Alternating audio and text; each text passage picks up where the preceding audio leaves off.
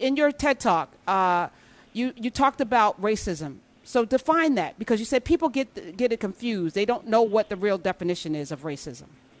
They really do get it twisted. And I shouldn't say they for everybody, because there's some people who get it more twisted than other people. But for lots of folks, they want to reduce racism to just how white people feel about black people. And I said this a bunch of times, especially the last 7 weeks. When have you ever been at a protest or seen video of a protest and you hear black people chanting, "What do we want? White people to feel differently about us"? Like, that's never happened ever before. Because racism is not about white people's feelings. Racism is about the patterns of abuse and neglect that happen to black and brown communities, right? You don't have racism without history, and you don't have racism without power. We don't need the word racism if you don't have history and power connected to it. So if you reduce racism to prejudice and bigotry, then you reduce the problem to white people's feelings. And a definition of racism that centers white people over black suffering is a definition of racism that's doing the work of racism itself. So the notion of a black racist or black supremacy just isn't a thing in this current construct that we live under. I mean, if black people could, Amir Rahman's got a great little bit. It's like, if black people invented the time machine, which if anybody invents the time machine, it's for sure going to be black people. So black people invented the time machine, and we went back probably about 600 years, and we went to colonize Europe and Southeast Asia, and we created new modes and centers of beauty to make people hate the color and complexion of their skin, so the geographies of their face. We bombed them back to the Stone Age every 20 or 30 years, made all of their economies depend on us, right? Then yes, you could have a kind of power that centered blackness. But given the current geopolitical structure and the way that it's functioning in this country, you can have prejudice, but that's not the same thing as racism. You can have bigotry, but that's not the same thing as racism. And what I care most about is I care about the power to control other people's outcomes, not for myself, but preventing people who want to control whole groups of people's outcomes and then pretend like they like the bad outcomes that were given to them. That's how we should be talking about it. Talk a little bit, and again, you have a whole. When you talked about Comstat, I'm intimately knowledgeable of that because I was at the Daily News when Dinkins was mayor, and then when Giuliani came in, and they had the whole Comstat, broken windows, and all of the crime went down, and it was like a model that everybody throughout the country started instituting, and then we found out that the stop and frisk and all of that did not actually change anything. Didn't actually change crime. It just incarcerated more black people and harassed more black people. Surprise, surprise. You want to do something with Comstat that is about justice. You've created something, Comstat for Justice. Talk about that shift and how it looks throughout this country and how we can implement that. Yeah, so let's get straight on Comstat. Comstat was not the problem with broken windows policing. The racism was the problem. The use of Comstat to be like, hey, and when I say crime, what I really mean is young black people not doing nothing. All right? That's what we're going to define as crime, and let's do some crime enforcement. That's the problem. But any business that's able to stick around and make any money, any organization that can make good on its goals, tracks the things it cares about. And the radical notion in Comstat is that you can do that with public safety, right? Really, though, it's only crime. They only measured crime, and they stopped even measuring crime at some point because they had done all they could do. If we've got systems of public safety that only measure crime and they don't measure justice, we are not delivering back to vulnerable communities the things that they need. So measuring justice is much harder than counting, which is what Comstat really did originally.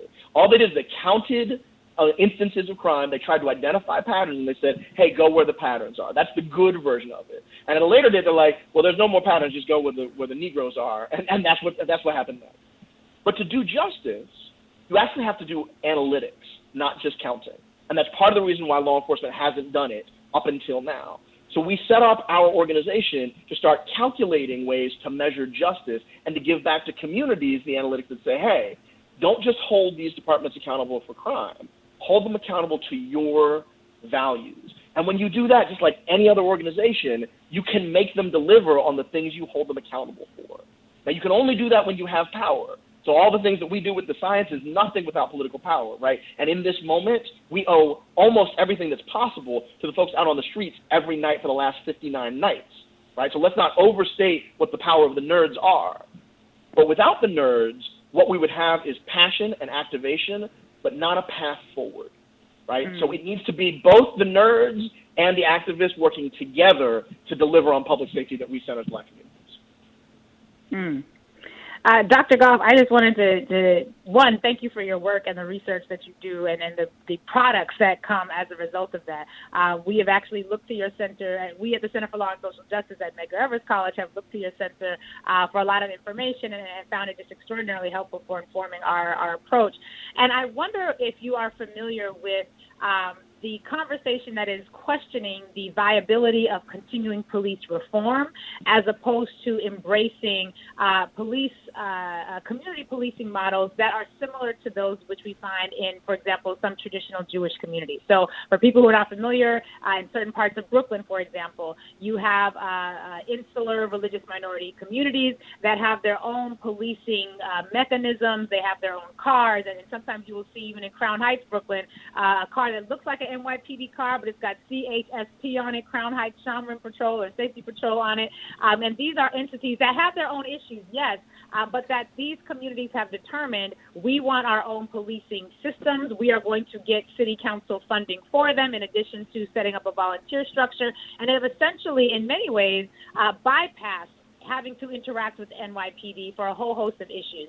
What do you think about that model, and is there room for it in the current discussion? While we are looking at police reform, yes, recognizing that there are, in addition to reforming the police, there are other models that communities could be using in that in-between time. What are your thoughts about that? Yeah, so let me see if I can't reframe that question in a way that's sort of the way we've been talking about it the last little bit, which is, what do I think about the model of having a community in charge of how they ensure public safety, right? And I say, yeah, I'm for it.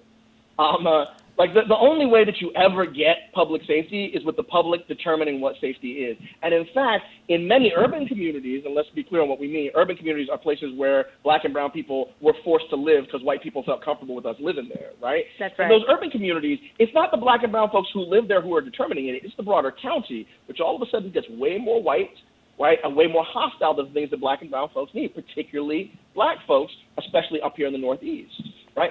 So I would like for communities to be more in charge of the way that they manage public safety. And that is what we already do in this magical place. I want to draw you a picture, okay? It's a place that exists on Earth. You might have heard of it. You might have visited, okay? In these places, when someone is sick, a doctor comes.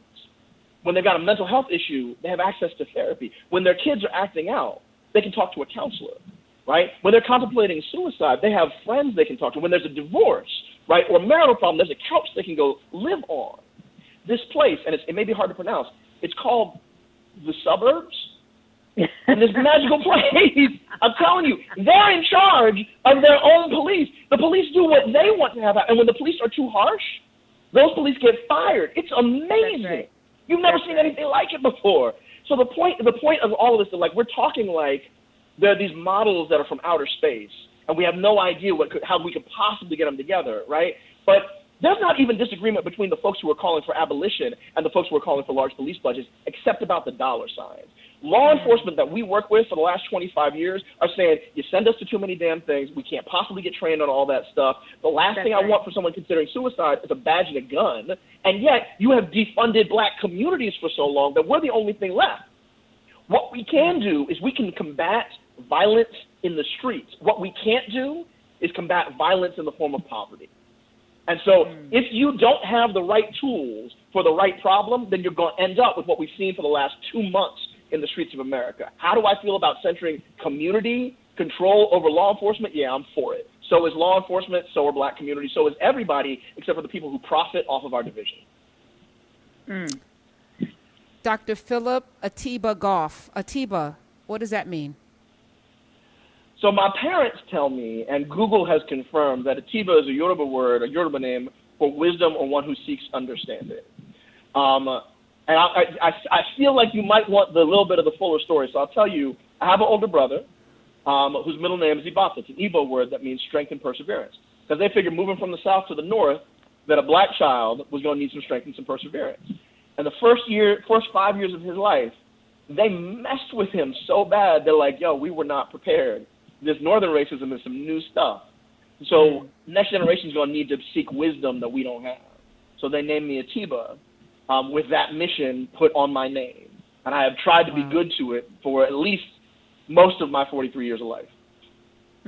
I asked you when off mic how you doing, and you said you're surviving. And I was like, yeah, but you're smiling, you're here. You look good to me. You look healthy. And you're like, well, actually, no. And I thought it was important that we have that on-mic conversation because there are people listening right now. And, you know, the knee-jerk response is, I'm good, you know, when many of us are not good. And it's okay to be not good right now because it's a not good time to live. So talk a little bit about that, Dr. Goff. Yeah, I mean, I am reminded almost every day. This year started with 1/4 of the globe shrouded in the savage smoke of forest fires from Australia polluting our atmosphere. Y'all remember that? Right? That's right. Wasn't that adorable? Don't you wish you could go back to that time? Right?